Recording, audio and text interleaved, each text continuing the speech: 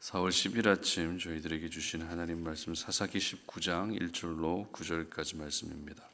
이스라엘에 왕이 없을 그때에 에브라임 산지 구석에 거류하는 어떤 레위 사람이 유다 베들레헴에서 첩을 맞이하였더니 그 첩이 행음하고 남편을 떠나 유다 베들레헴 그의 아버지의 집에 돌아가서 거기서 넉 달 동안을 지내매 그의 남편이 그 여자에게 다정하게 말하고 그를 데려오고자 하여 하인 한 사람과 나귀 2마리를 데리고 그에게로 가매 여자가 그를 인도하여 아버지의 집에 들어가니 그 여자의 아버지가 그를 보고 기뻐하니라. 그의 장인 곧 그 여자의 아버지가 그를 머물게 하매 그가 3일 동안 그와 함께 머물며 먹고 마시며 거기서 유숙하다가 넷째 날 아침에 일찍이 일어나 떠나고자 하매 그 여자의 아버지가 그의 사위에게 이르되 떡을 조금 먹고 그대의 기력을 돋운 후에 그대의 길을 가라 하니라.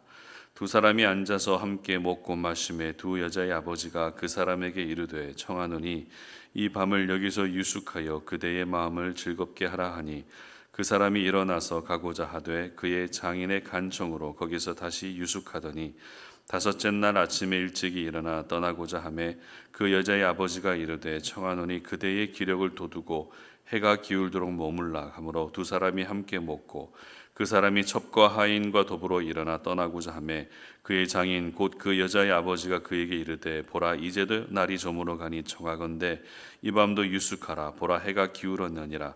그대는 여기서 유숙하여 그대의 마음을 즐겁게 하고 내일 일찍이 그대의 길을 가서 그대의 집으로 돌아가라 하니. 아멘. 나의 마음을 즐겁게 할 것인가 하나님의 마음을 즐겁게 할 것인가 제목으로 말씀 전합니다. 만약 우리 삶 속에 즐거움이 사라지게 된다면 어떨까요? 사람들과의 만남 속에서 얻게 되는 즐거움이 사라지고 취미 생활을 통해서 얻게 되는 즐거움이 사라지고 어떤 목표를 달성했을 때 얻게 되는 즐거움이 사라진다면 우리의 삶은 굉장히 삭막해지게 될 것 같습니다. 즐거움이라는 감정은 분명 하나님이 사람에게 주신 좋은 감정이죠. 그러나 즐거움이 목적이 되고 즐거움이 우상이 되는 순간 그 즐거움은 자신의 욕심과 정욕을 채우기 위한 방편이 되고 마는 겁니다. 따라서 하나님의 사람은 내 마음을 즐겁게 하기보다 하나님의 마음을 즐겁게 하는 것이 더 중요하죠. 왜냐하면 내가 즐거워진다고 해서 하나님 역시 즐거워지는 것은 아니기 때문입니다. 예를 들어서 자신의 쾌락을 위해 죄를 지으면 나는 즐거울 수 있지만 하나님은 절대 즐거울 수가 없습니다. 나의 즐거움이 오히려 하나님에게는 안타까움으로 다가오기 때문에 우리는 하나님의 즐거움을 우선으로 여길 수 있어야 되고 하나님이 즐거워하시는 것을 나도 역시 즐거워할 수 있어야 되는 것입니다. 오늘 저희들이 살펴보게 되는 본문은 사사기 후반부에 기록된 두 가지 에피소드 중에 두 번째 에피소드입니다. 첫 번째 에피소드는 어제까지 우리가 살펴본 말씀이었죠. 첫 번째 에피소드와 두 번째 에피소드의 큰 차이점이라고 한다면 첫 번째 내용은 사사시대의 이스라엘 백성의 신앙적 타락의 모습을 보여주고 있었고 두 번째 내용은 윤리 도덕적 타락의 모습을 보여주고 있습니다. 그런데 이미 이 본문을 읽어보신 분들은 아시겠지만 내용이 상상을 초월합니다. 어떻게 하나님이 선택하신 이스라엘 백성들 안에서 이렇게 비윤리적이고 잔인한 일이 일어날 수 있는지 도무지 납득이 안 될 만큼 받아들이기 어려운 사건이 일어납니다. 설교를 해야 되는 저 역시도 사사기 19장 이후의 말씀을 어떻게 설교해야 될지 입에 담기 어려울 정도로 난감한 부분이 있습니다. 그래도 말씀을 살펴봐야 되기 때문에 사사기 19장 이후의 사건을 한번 우리가 보도록 하겠습니다. 이 사건에서 가장 먼저 등장하는 사람은 한 레위인입니다. 그런데 이 레위인의 모습이 조금 낯섭니다. 왜냐하면 1절 보시기 바랍니다. 이스라엘의 왕이 없을 그때에 에브라임 산지 구석에 거류하는 어떤 레위 사람이 유다 베들레헴에서 첩을 맞이하였더니, 자, 이 레위인은 첩을 든 레위인이었다는 겁니다. 레위인은 우리가 잘 알고 있는 것처럼 성막에서 봉사하는 사람들이기 때문에 다른 일반 백성들보다 경건하고 성결해야 될 사람들입니다. 그런데 레위인이 첩을 두었다는 겁니다. 하나님은 레위인에게 결혼하지 말라는 말씀은 안 하셨습니다.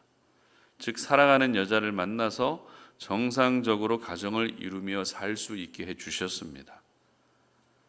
오늘 본문의 레위인도 처음에는 그렇게 사랑하는 여자를 만나서 가정을 이루었을 겁니다.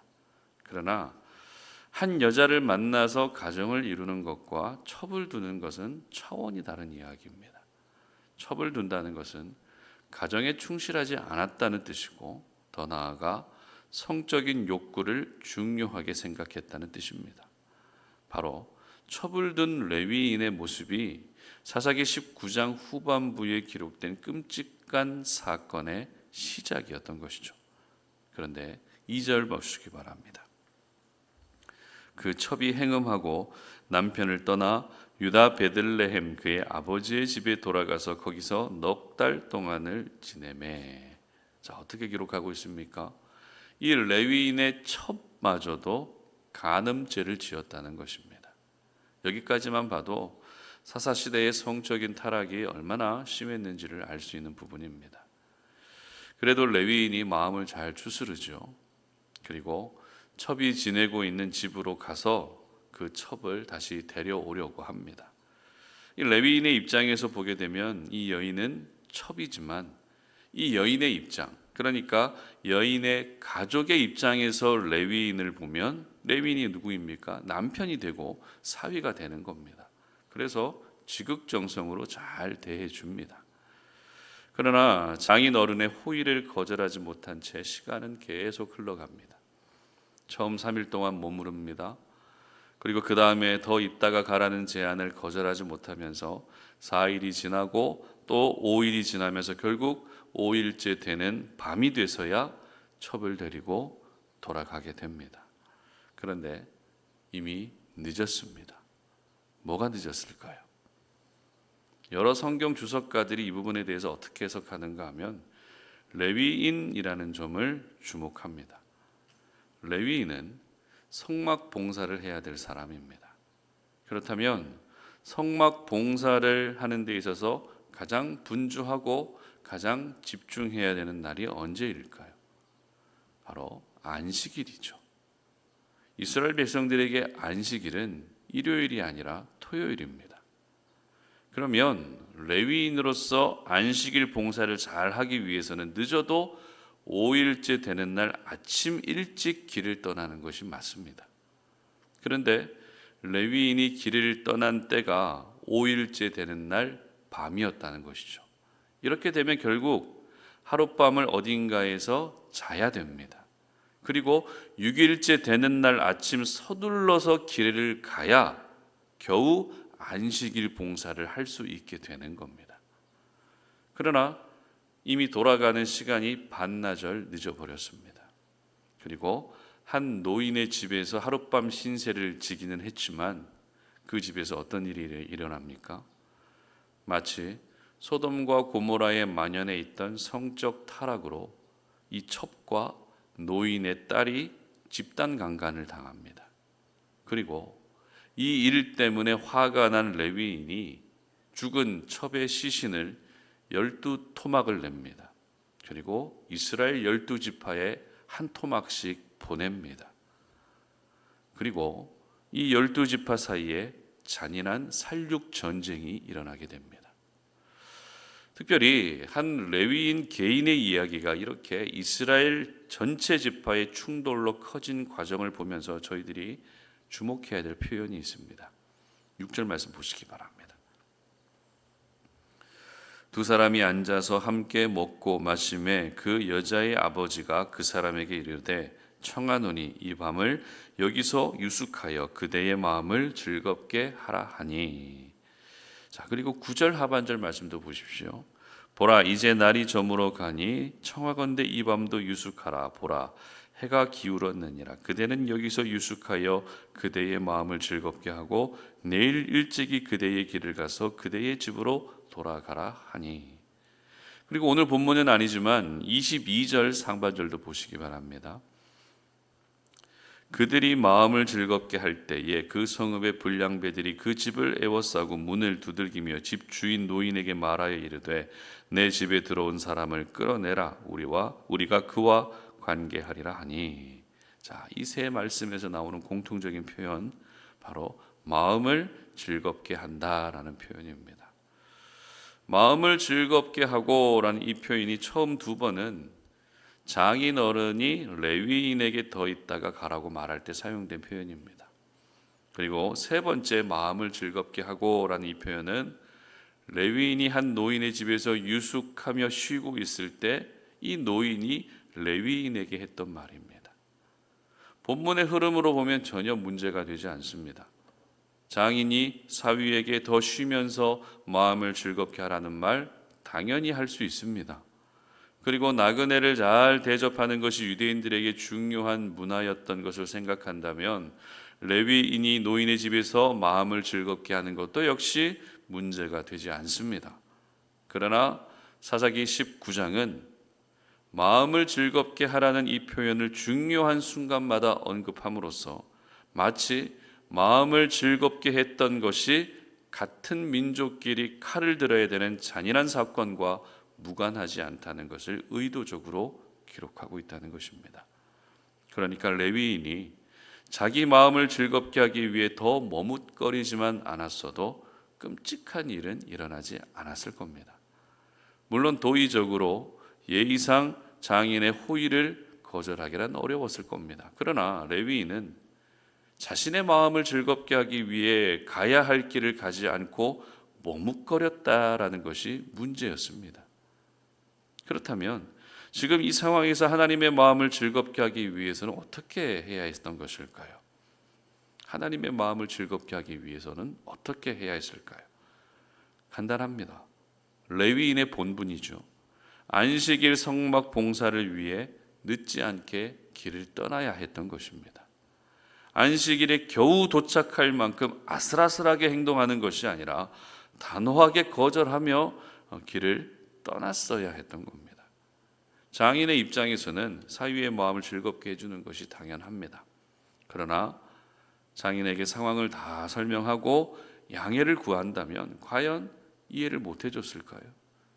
이처럼 레위인은 자기 마음을 즐겁게 할 것이 아니라 하나님의 마음을 즐겁게 했어야 했던 것입니다.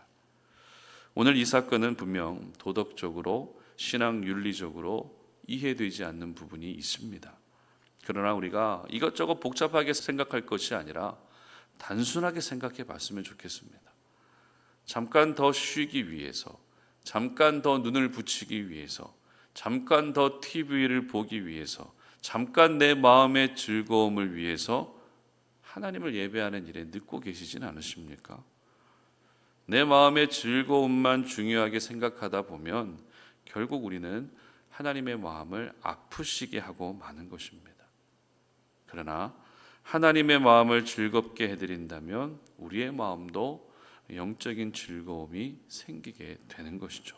그러므로 이 말씀을 통해서 내 마음의 즐거움을 위해 살았던 부분을 내려놓고 이제는 하나님의 마음을 즐겁게 해드릴 수 있었으면 좋겠습니다. 그래서 하나님의 마음을 즐겁게 해드렸을 때 내게도 영적인 기쁨이, 영적인 즐거움이 찾아온다라고 하는 이 영적인 공식을 기억하면서 살 수 있었으면 좋겠습니다. 바라기는 나의 즐거움이 아니라 하나님의 즐거움을 우선으로 여길 수 있는 저와 여러분 되시기를 주님의 이름으로 축복합니다. 함께 기도하겠습니다. 살아계신 하나님, 우리가 오늘도 이 아침에 주님의 말씀을 기억합니다. 이 말씀을 통해서 내가 과연 나의 즐거움을 위해 살고 있는지, 하나님의 즐거움을 위해서 살고 있는지를 돌아보게 됩니다. 하나님의 즐거움을 위해 살고 있다고 생각하고 있지만 정작 삶의 모습 하나하나가 언제나 우리 중심으로 자기 자신에게 맞춰져 있지는 않는지 우리의 모습을 돌아봅니다. 나의 즐거움을 위해 살다 보면 하나님의 즐거움을 놓치게 되고, 나의 즐거움만을 위해 살게 되면 하나님을 기쁘시게 하는 삶이 점점 더 우선순위에서 밀려나게 되는 것을 기억합니다. 그러므로 오늘 이 아침에 하나님이 주신 생명의 말씀을 기억하면서 하나님의 마음을 즐겁게 해드릴 수 있는 우리의 삶이 되게 하여 주시옵소서. 나의 즐거움을 잠시 내려놓게 하시고 우리가 마땅히 감당해야 될 신앙의 본분을 감당할 수 있는 성실한 신실한 주의 백성들 되게 하여 주시옵소서. 예수님의 이름으로 기도드립니다. 아멘.